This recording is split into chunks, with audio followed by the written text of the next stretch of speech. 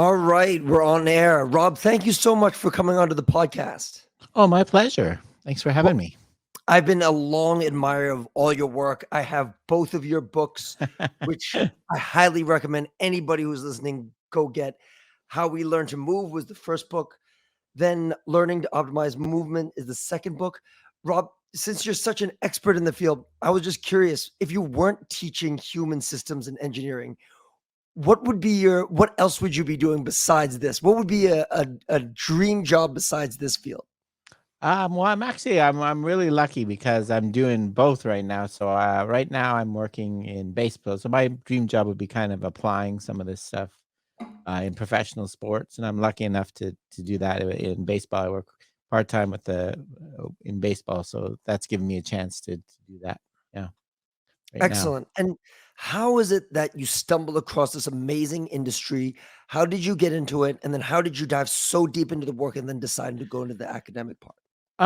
It just kind of evolved. It was always something I was interested in. I was interested in skill, skill acquisition and motor learning. I've been studying for like probably for 25 years, I would say. So it's kind of Mhm. been a slow build. And then really once I started doing my podcast and kind of helping disseminate it, make it, I think, a little bit more understandable for people, that's when people began to reach out to me and got lots of opportunities to kind of help spread the word and help apply it. So that's been really rewarding. And then how did you decide to go from the practical side maybe into the academic side and decide to start teaching? So I kind of I've always had teaching on the side as part of my job as a professor at university. I always wanted, I like teaching, so I that's why I chose a job in academia. I could do a little bit of teaching and research as well, so I could Mhm. do kind of both those things. So yeah, and then opportunities have come along the way to teach different material and different things. So that's been really fun. That's really cool. And were you fascinated by this? Maybe because as a baseball player, you trained a little bit differently and then you started diving into the works, or how did you first get started? Yeah, I'm from Canada originally, so I didn't really play much baseball as a kid. I played Okay. hockey and Right. soccer, and the what really fascinated me is I'm not the most physically gifted. I'm not the fastest or the tallest by any means, but what I seem to have and seem to make my athletic career last longer than it should have is I seem to be good, like one step ahead of people. So I Mhm. seem to be know where the ball was going, know where the puck was going. So I always wanted to study that and understand it, and that kind of inspired me. I always hoped to do research on sports. It was initially kind of in my career to kind of get funding and get things started. I expanded more broadly and studied things like driving safety and aviation with the Mhm. U.S. Air Force and things because it was easier to get funding. And then eventually, I was able to apply the same kind of concepts into sports. And for the most part, do you see that let's start with hockey. A sport like hockey are applying the teachings that you are publishing today? I mean, how is that transitioning? What sports are really applying like a constraints-led approach? And what sports maybe a step behind? Yeah, so I think there's some that, baseball's made a lot of strides. Basketball is making big changes recently years. Hockey, too, team and soccer, a little bit. There's both sides still. The ones that are, I think most people right, American football is pretty far behind. Mhm. Couple of more exciting ones for me from last year, martial arts like jujitsu and things, which is very opposite to what you think of when you think of ecological approach. You think of Mm. Bruce Lee doing the same punch a million times in a row, and it's also been applied to kind of police training, which I think is really exciting because it really kind of the strength of this approach is it prepares you for unpredictable, complex situations. Which, if anyone has to deal with that, it's police. So yeah. So I think it's expanding a lot of different areas, but there are a few that are kind of lagging behind, maybe a little bit stuck in tradition. Yeah. Now, when reading your book, I mean, I'm not sure how many readers out there have read it, but again, I want to make sure that everybody takes a look at it and buys it because as a coach, it has been instrumental and imperative in my learning and has just changed the way I look at things. Can you go ahead and explain to our listeners very simply what a constraints-led approach means and how it may change how a coach, a trainer starts to coach their athletes? Yeah, so I guess the constraints that approach, I guess the overall thing I would call it, the way I describe it, is letting the practice environment do the talking for you instead of telling an athlete, move, do bend your knees more, do this more. We're going to create a practice environment that encourages what you want. So it allows them kind of. So the name constraint set approach. So a reason it's called constraint set approach is a constraint that takes a particular movement solution away, right? And that doesn't sound good, but it actually helps an athlete and encourages them to try something else. So it's something a constraint is something you add to the practice environment to encourage the person to find a different way of doing it, right? A smaller ball, less players, a heavy baseball bat. There's literally an infinite number of ways you can do it. But so what we're trying to move away from is telling people the solution, like you have to move like this, to giving them problems. Here, Mm. try to figure out how to hit a baseball when I give you a very long bat, right? And getting you to the key concept underlying is the idea of self-organization. So you kind of figure it out on your own rather than the coach telling you so much. And how would that be different from differential learning? You give a very good example of a buffet in the Yeah. book. Can you quickly go through what differential learning is and how it might be a little bit different from constraints that approach? Yeah, so this is my thinking. There's some people, including Wolfgang Schulhorn, who invented differential learning, doesn't always agree with me.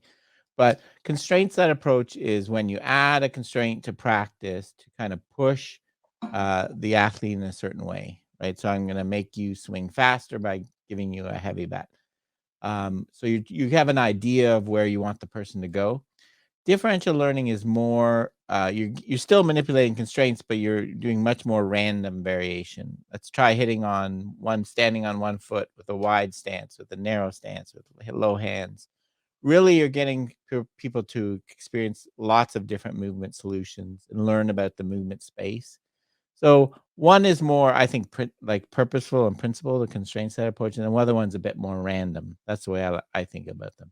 So the buffet example, I don't know if I can't remember, and is that constraint set approach is saying, I want you to eat healthy. You have to eat something from the salad bar, right? And Mm. constraining you to a certain area.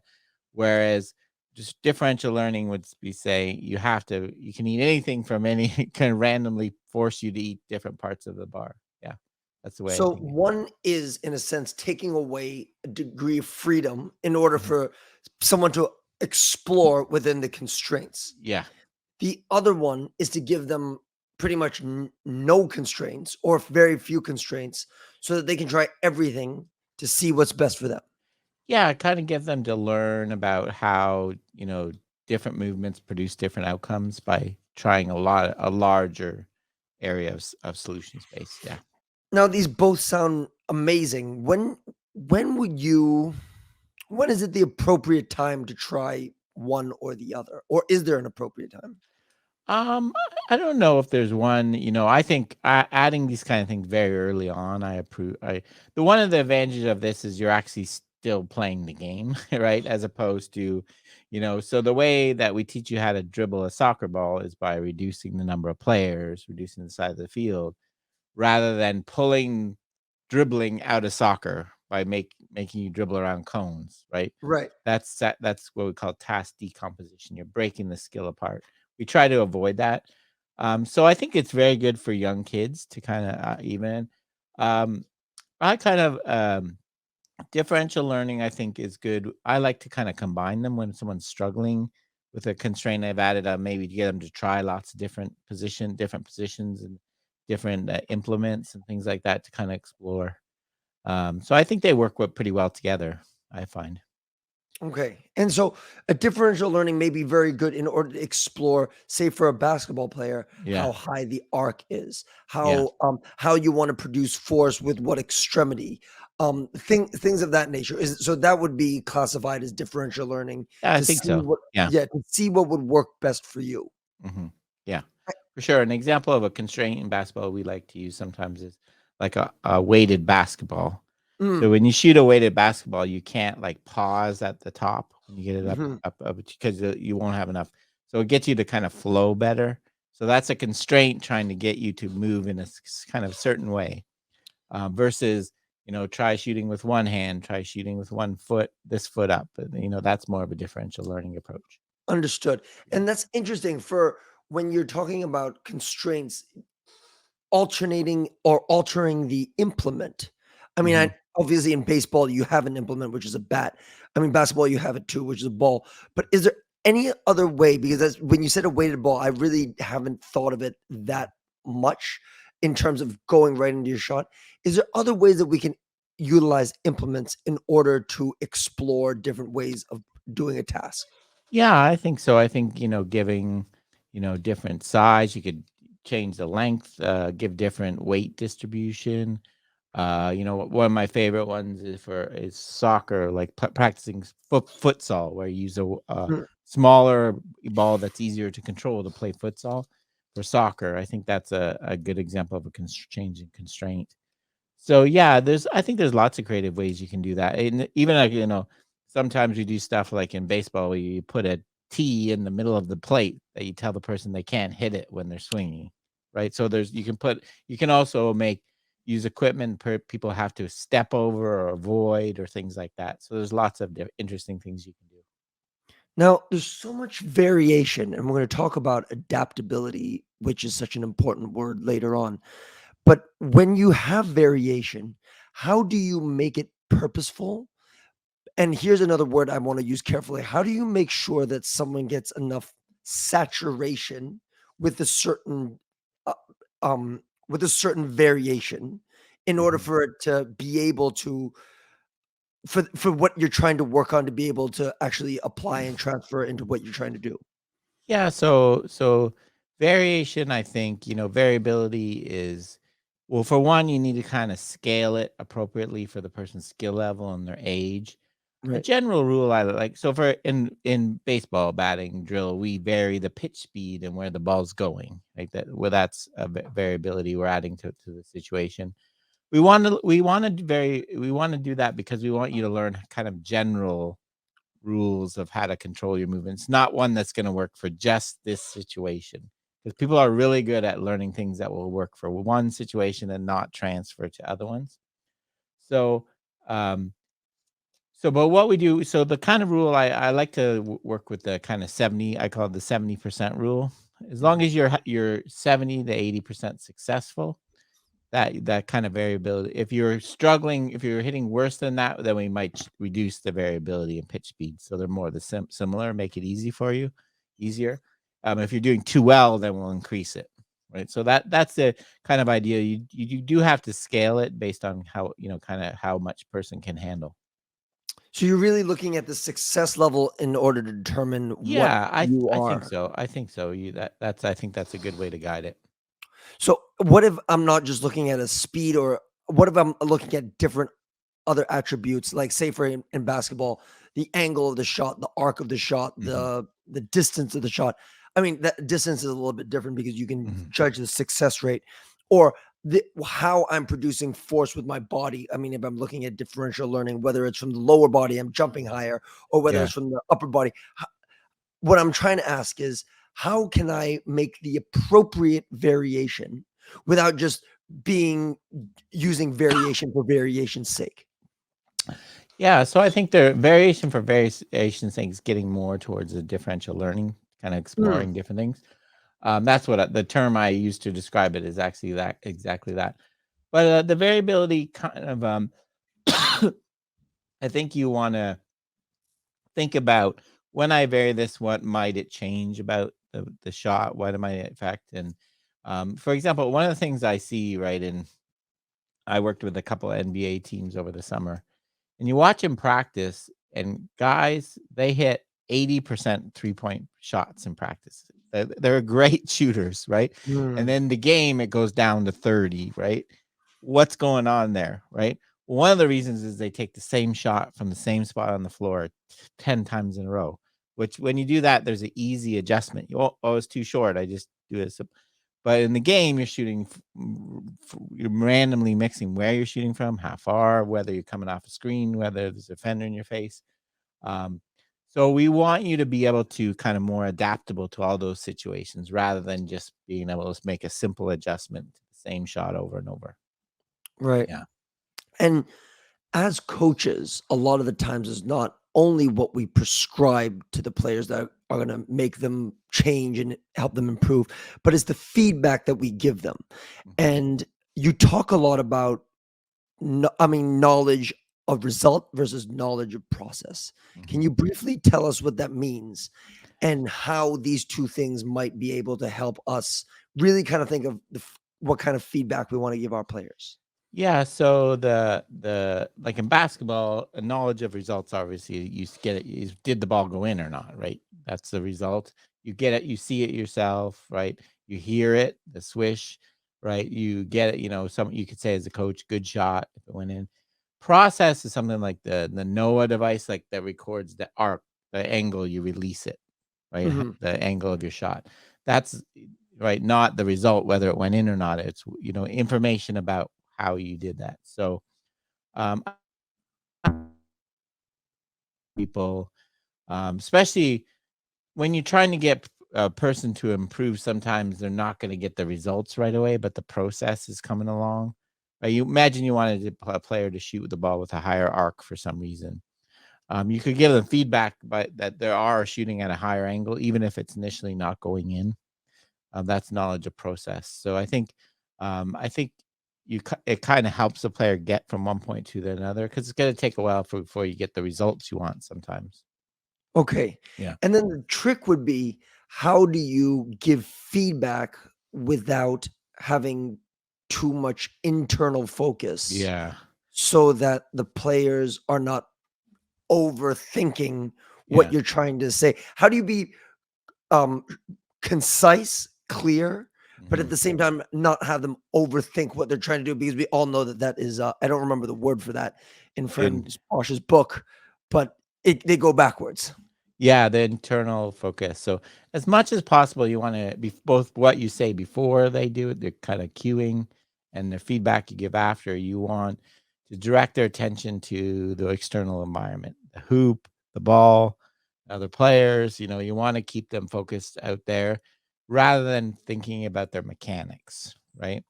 Um, with the overthinking your mechanics turns you into a robot, right? You Right. get very mechanical and lose all your athleticism.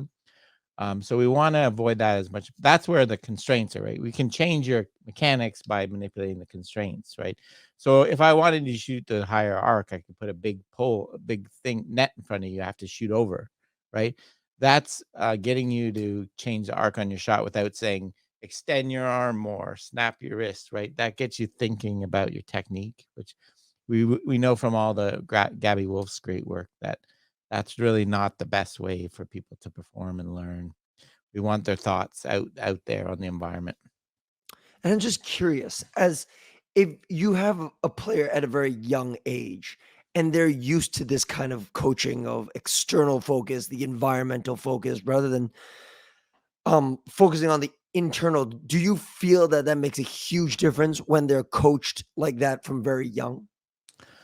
I think so. I think so. I think it allows them, you're letting them to keep that term again, self-organize again, rather than telling them you have to bend your knees, you have to hit the ball like this, you have to do that. We're letting them, it allows them to find something that works for them, their own, in the term, individual constraints, like their own Yes. height, their own arm length, their own flexibility. When you let them explore that way. So yeah, I think it does. I think it's more fun, right, than Mm. someone yelling at you all the time about what exactly to do.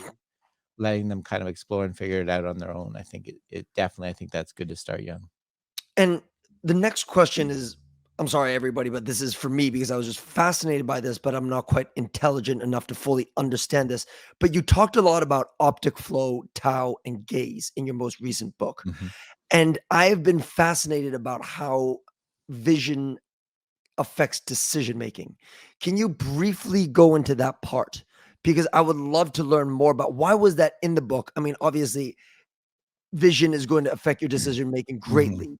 But if you can just sum it up, um, and tell us what you were what your findings were there, I mean, that would be awesome. Yeah, so I was trying to so one of the central premises of the ecological approach is but the ecological part of ecological dynamics is comes from ecological psychology, which is the work of James Gibson, right? And the idea is that in our environment, there's this rich information that tells us things. We just have to learn to pick it up. And tau and optic flow are two examples of that. Tau is a simple visual information that tells us how soon an object's going to hit us. Mhm. And optic flow tells us where we're going when we're moving. So I tried to show there's these really amazing sources of information if you just learn to kind of pick them up. You don't have to compute anything or process anything. You just need to kind of connect with them and move, establish a relationship between your movement and those. So yeah, so in basketball, you pick up information that tells you that there's a gap there, that player's open, that player, the lob pass was work here. They're not things. The traditional idea is you have a thing stored in your head that you have to learn the play. Everyone learns the play that, okay, we're going to lob pass here. I'm going to drive here. I'm going to do this.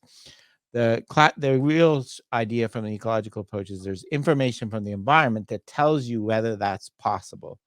That's the idea of Gibson's idea about affordance, right? The information is telling you what you can do if you just kind of pick it up, rather than having to keep store all this information in your head. If you just kind of connect with the environment is really the secret.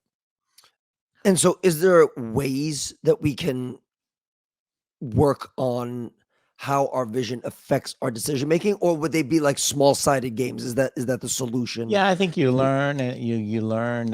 Yeah, in small sided games you get more. You do it, that does sometimes we turn to amplify the information. You learn what happens when you move, how the spacing changes, the openings. Yeah, you just really have to experience it, right?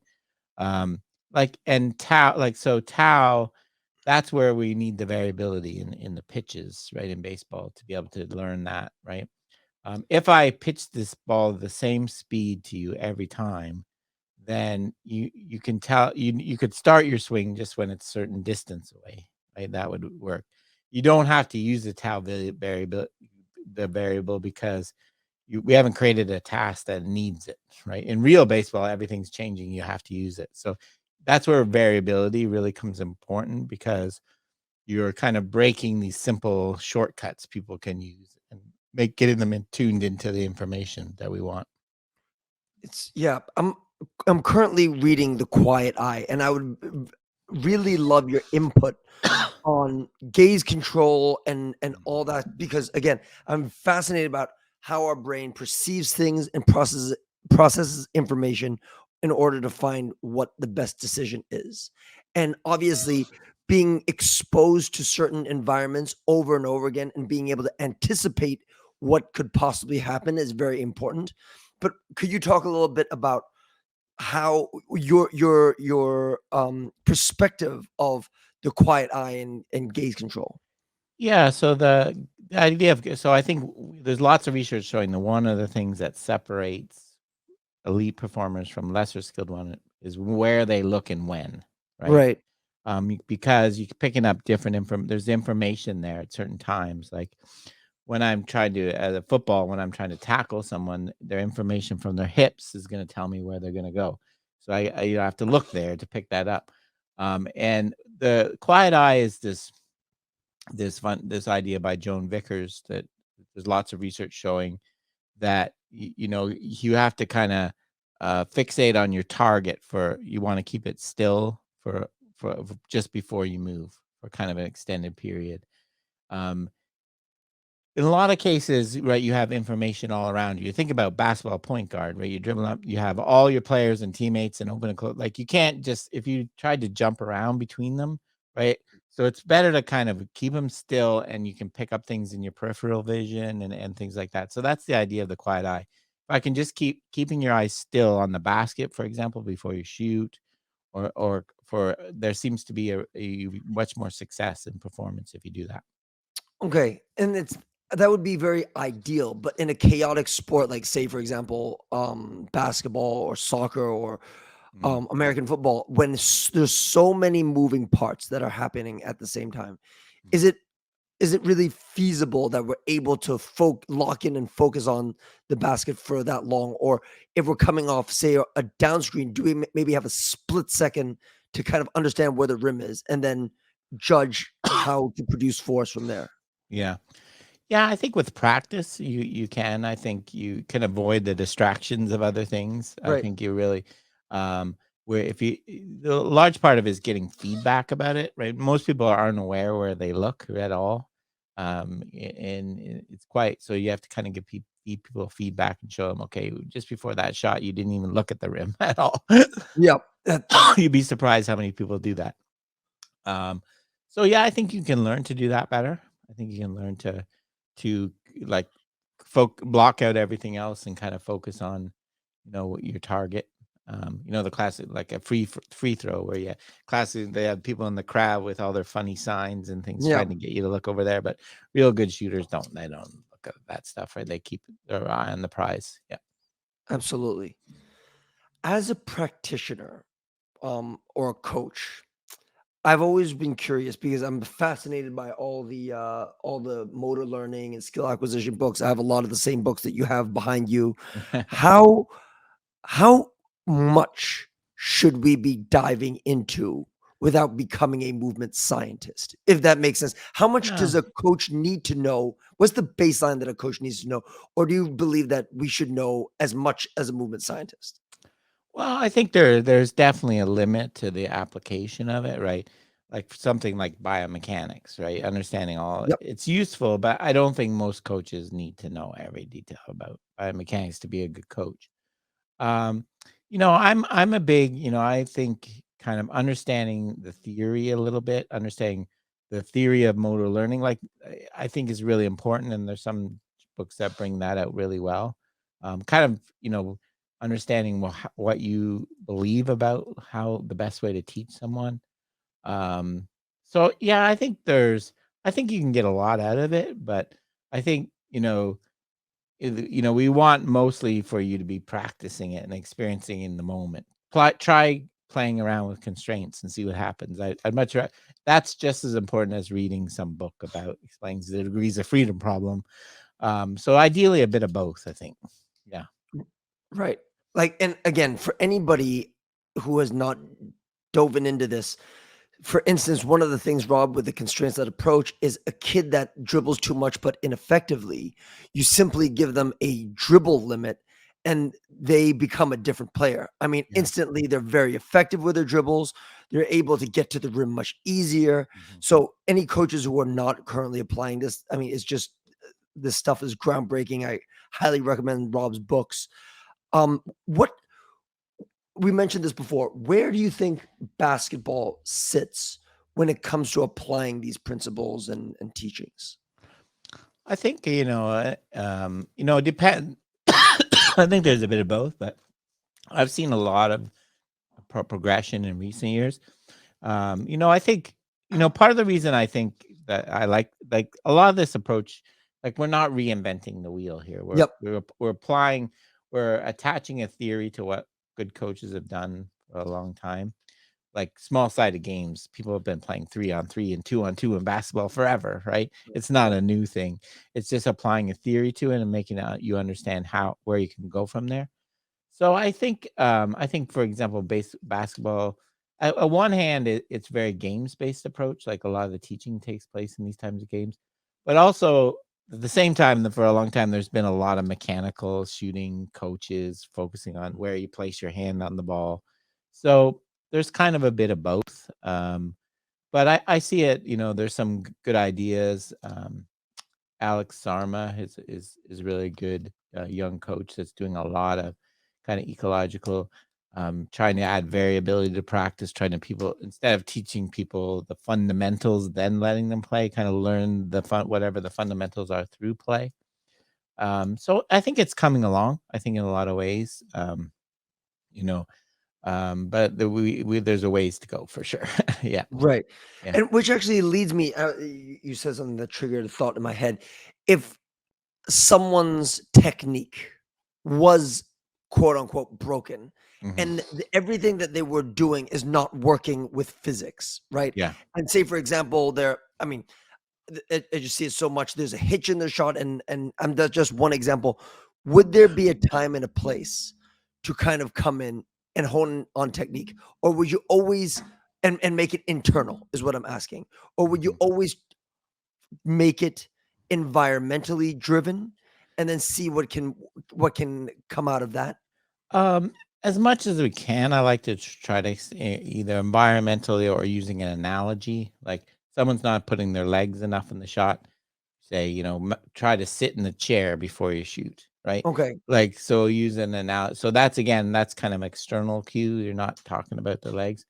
But I'm kind of a little bit different than some people in that I'm not as hardcore about. Now, I think there's a time and place for referring Yep. to your body.